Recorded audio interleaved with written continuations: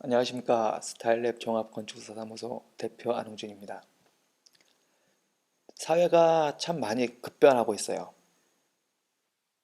예전에는 1980년대에는 혹은 70년대에는 건물을 짓기만 하더라도 임대가 되고 분양이 되고 모든 게 다 되었어요.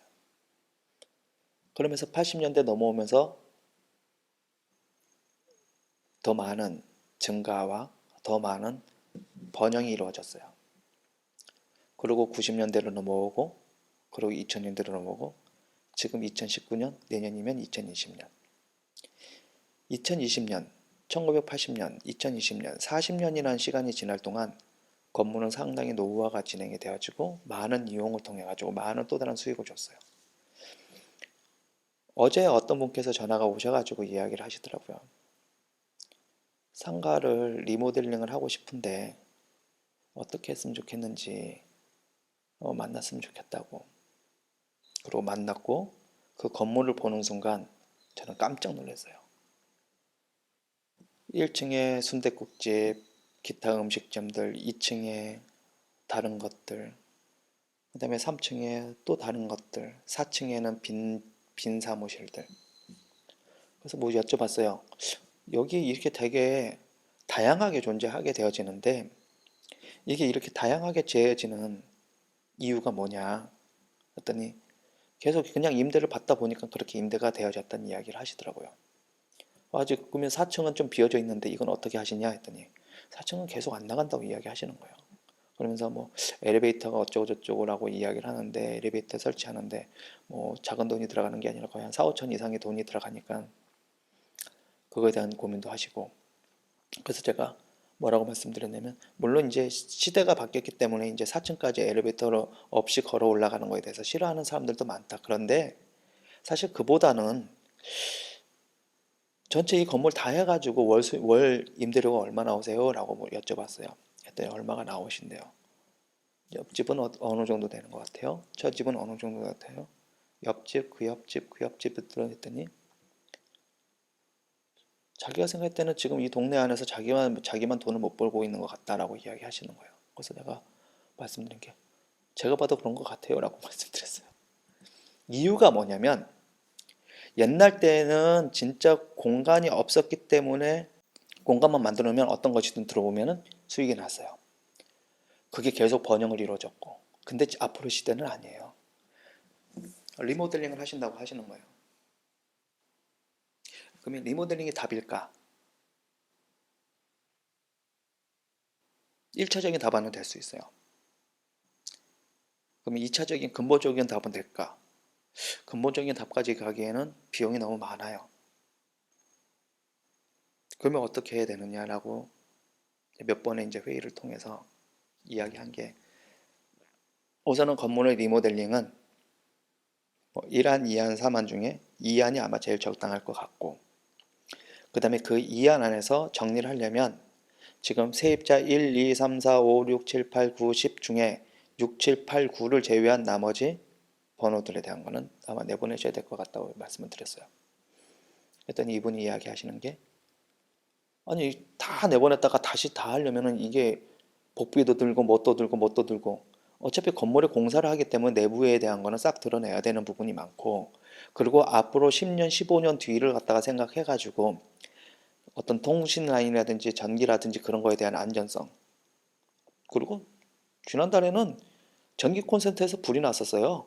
왜? 생각해보세요. 1980년대에 전기 콘센트 해가지고 배관 연결해 놓은 게 그 전선이 110V 전선에다가 220으로 계속 갖다 놓고 도란스도 이상한 옛날 두꺼비 이게 킬 스위치인가? 그런 걸로 되어져 있는 상태에서 전기 사용의 용량은 많아지고 전기 사용에 대한 건 다양해지고 정보통신에 대한 것도 다양해지는데 자기는 임대만 놓을 생각을 한다? No, 그건 안 된다는 얘기죠. 수익의 질을 높인다라고 하는 거는 임대 수익의 질을 높인다라고 하는 거는 과거처럼 많은 사람들을 채워놔 가지고 많은 수익을 얻는다? 아니 많은 사람들을 채워놔 가지고 돈을 번다? 과거에는 됐지만 지금은 아니에요. 지금은 사회가 다양하게 파도를 치고 있기 때문에 이 파도 안에서 파도 위에서 얼마만큼 안정적인 수익을 가져다 줄 건가에 대한 거예요. 그러면 과거에 대한 거에서 과거의 영광에서 지금 한 30년, 40년이나 지난 시간이 지금이라고 하고, 그러고서 옛날에 비해서 지금에 대한 건 수익이 더 떨어졌고, 그러면 여기서 수익을 올리는 것도 중요하지만 수익의 안정적인 질을 올리는 게 더 중요한 거예요. 여기서 중요한 건 수익의 질이에요. 수익의 질을 올리지 않고 단순히 수익의 양으로만 올린다고 한다면 자칫 잘못하면 건물 자체가 바보가 돼버릴 수가 있어요. 혹은 수익 자체가 계속 좋을 때는 엄청 좋았다가 안 좋을 때는 진짜 꼬꾸라질 수가 있는 거거든요. 그렇다고 한다면 건물은 40년을 썼기 때문에 사용 연한에 대한 건 사실상 지난 거고, 구조적인 부분에 대한 거는 좀 더 봐야겠고, 구조적으로 안전하다고 한다면 땡큐고, 나머지 전기 설비에 대한 거 정리만 해주면 되어지는 거고, 그리고 돈을 적게 들려고 한다면 페인트만 칠하면 되는 거고, 바닥만 정리만 해주면 되는 거고, 화장실에 대한 이용성에 대한 것만 깨끗하게 만들어주면 되는 거예요. 거기 화장실은 이렇게 돼 있어요. 계단을 올라가서 계단 중간에서 다시 계단을 한 번 더 올라가서 화장실이 있는 타입이에요. 그러다 보니 불편하잖아요.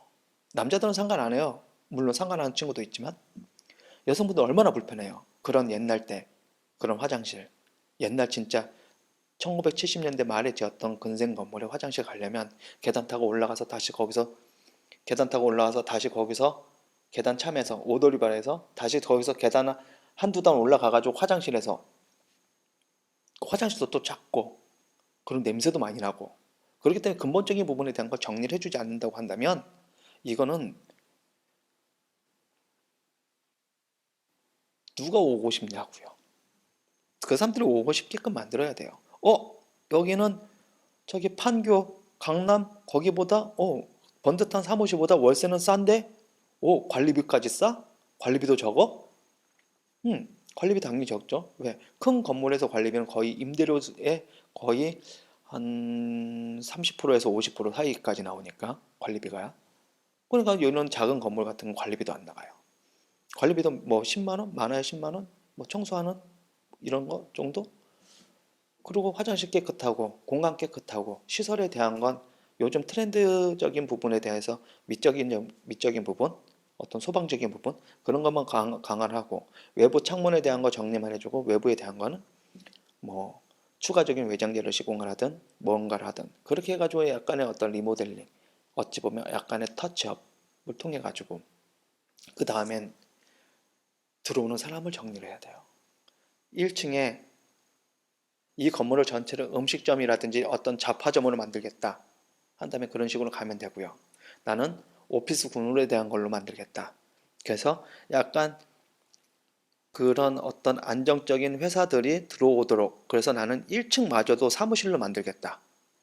뭐 법무사 사무실, 세무사 사무실, 무슨 사무실, 그런 사무실, 이 여기 있는 업종에 있는 사무실들 필요한 세무사 사무실이라든지 이런 각종 사무실들, 복사집, 문고집 이런 것들을 갖다가 포진을 갖다 시키고, 위에 사무실층, 그 다음에 또 다른 사무실층, 그 다음에 또 다른 어떤 용도의 것들, 그것을 만들어 줌으로써 수익에 대한 생각을 버리고 수익의 질에 대한 생각으로 이제 바꿔줘야 된다는 이야기를 하게 되어지는 거예요. 그래야 앞으로 1980년도부터 해가지고 2020년까지, 2019년, 2020년까지 벌었던 거에 대한 시스템은 과거라고 본다면, 이제는 2019년부터 시작해가지고 앞으로 15년에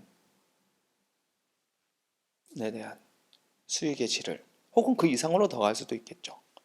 그렇게 갈 수 있게끔, 그렇게 만일에 리모델링 그렇게 딱 해서 수익의 질을 딱 높여놓으면 건물 가격도 올라가고 수익의 질이 좋으니까, 그렇게 하다 보면 어떤 단체에서 전체적인 건물에 대한 임대로 해가지고 수익에 대한 걸 갖다가 수익 투자를 해서 건물을 매입을 하는 거에 대한 부분에 대한 것도 내 건물을 좀 더 비싸게, 남들보다 비싸게 더 팔 수도 있고, 그렇게 좀 더 생각을 하면 보다 더 좋아질 거라 생각이 듭니다.